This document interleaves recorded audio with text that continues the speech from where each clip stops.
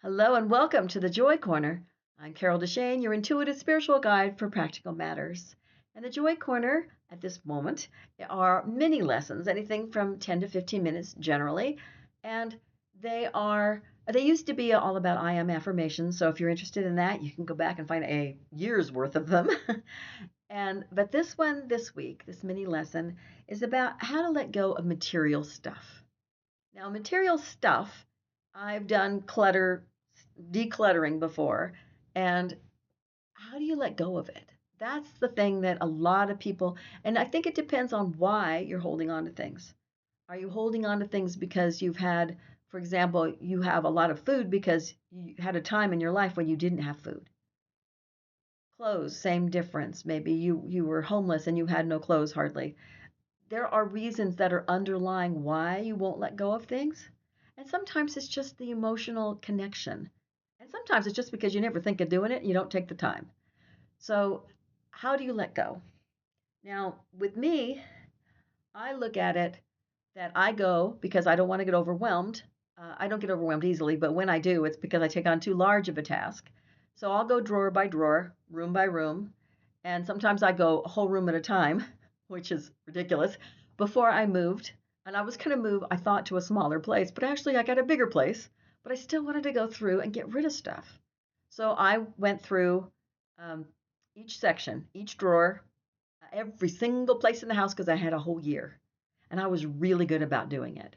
And I know things distract you when you don't do it, but I tried to do a drawer or at least once a week, and sometimes a drawer once a day if I got into it.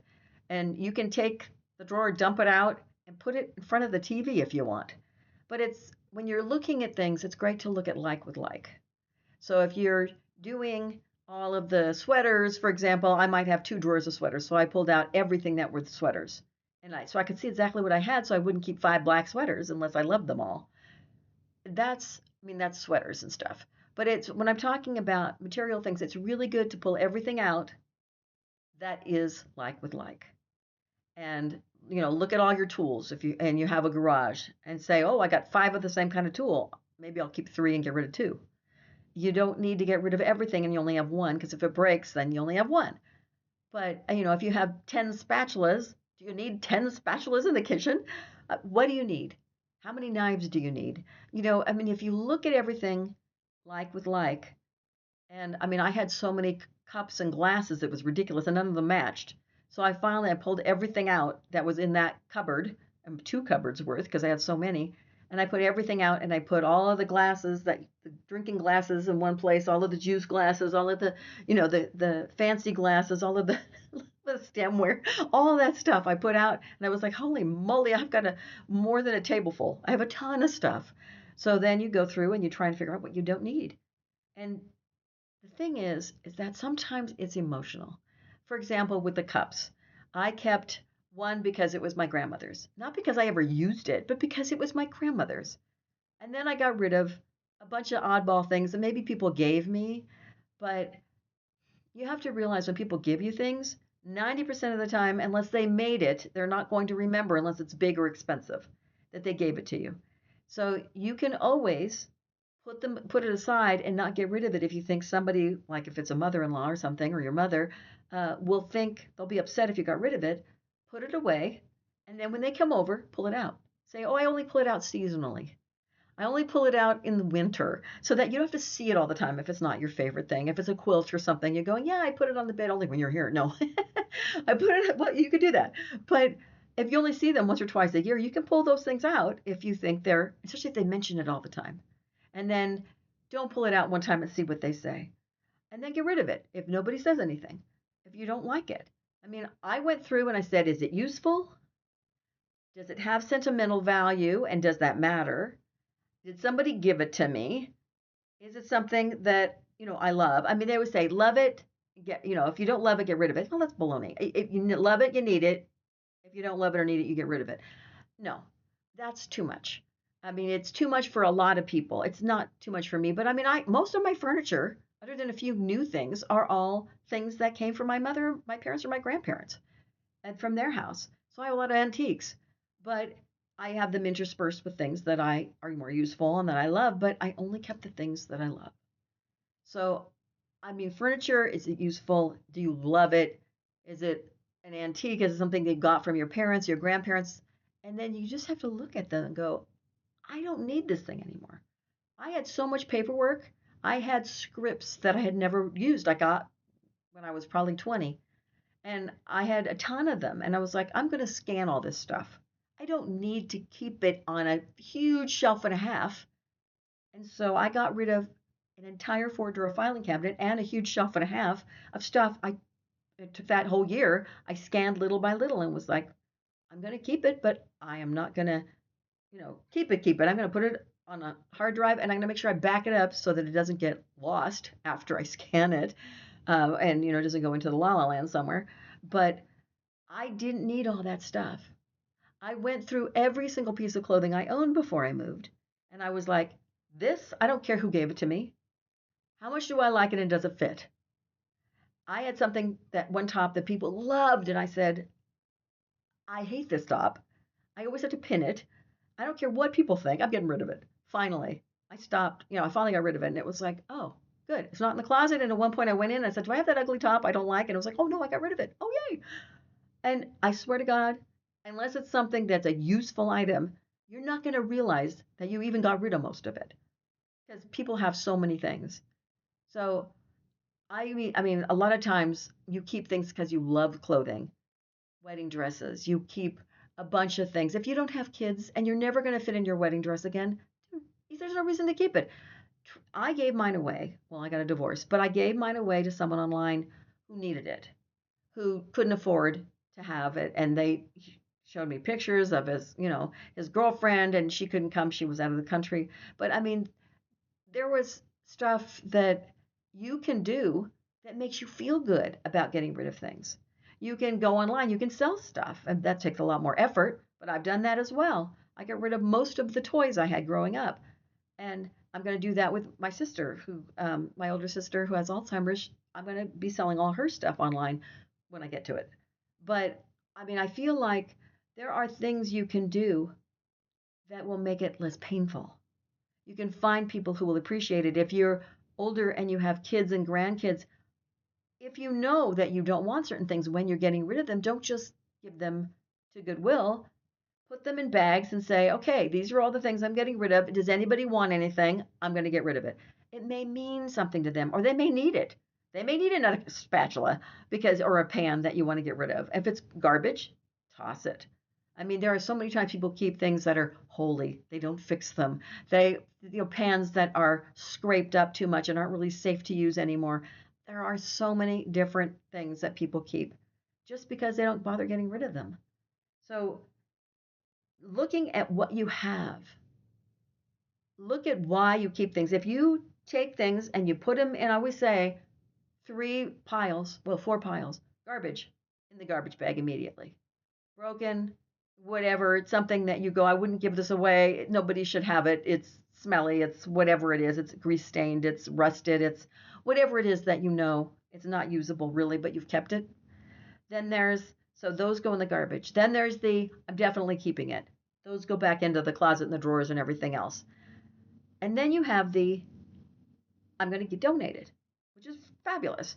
But then you have that stuff in the middle I'm not sure what to do with, because I don't really want to get rid of it yet, but I don't know if I want to keep it because I want to get rid of things. And I know that's one thing that some people do that I've talked to is they put them in bins, and they put them in their garage with a date on them. 6 months. They go back into the bins whenever they get around to it, but at least 6 months later, they pull them out and they go, what did I put in here? And they're going, oh, this is in here. I was looking for that. Then you pull it out and you keep it. Or you look at this and go, oh, I never even thought of it. I don't need that. Then it goes in the Goodwill or the giveaway, donate pile. So it's really helpful, unless you have most of the stuff as maybe, then that's a little harder. And make sure that if somebody gave it to you, that unless they handmade it, you don't necessarily keep it just because somebody gave it to you. You can take a picture of it, especially if the person's deceased. If you have 23,000 things from those people, you don't need to keep every single one. If you have children, offer it to them as something from, their grandmother or their great grandmother or whatever. But look at the things and put them in categories. These are the things I should keep, is the one of the ones that are the hardest to get rid of. They have some memories. They have, um, the person might get mad at me if I get rid of it. I mean, those are the should keeps, but that doesn't mean you need to keep them. Those are the ones that you hem and haw over. Maybe, I don't know, I don't want to keep it. I don't really care about it, but it was from a relative. Somebody might say something, or the person's dead now. I had to get rid of it. And granted, I have two sweaters, but I wear them. One's from my dad, and one's from a friend's mother. And I just wear them around the house when I get cold. But they're usable and they're useful and they don't have holes or anything. And so I do keep those. And it's kind of nice because her mother's name was the same as my mother's name. So it's like, oh, it's Agnes's. It's not my mother, Agnes. It's her mother, Agnes. And she's a good friend of mine. So it's kind of fun. And I've had that for years. And I use it. It's actually sitting on my desk chair so that when I get cold when I'm working, I can put that one on. So there are reasons to keep things, even if people gave them to you or you got them after somebody passed away. Just know, don't beat yourself up if you can't get rid of stuff. It may be a bad day for it because some days are better than others for making decisions. As we know from regular life, it's the same for going through and decluttering life. It's a good time to get rid of things when you look at something and go, all right, I can go. I even have bad shopping days. I go, well, I don't know whether I call them bad or good. I feel like buying or I feel like nothing. I don't want to buy anything. I look at it and I go, I'm going home or I'm going to go do something else. I don't know why those those things fall in, but it's the same thing with going through things and getting rid of things.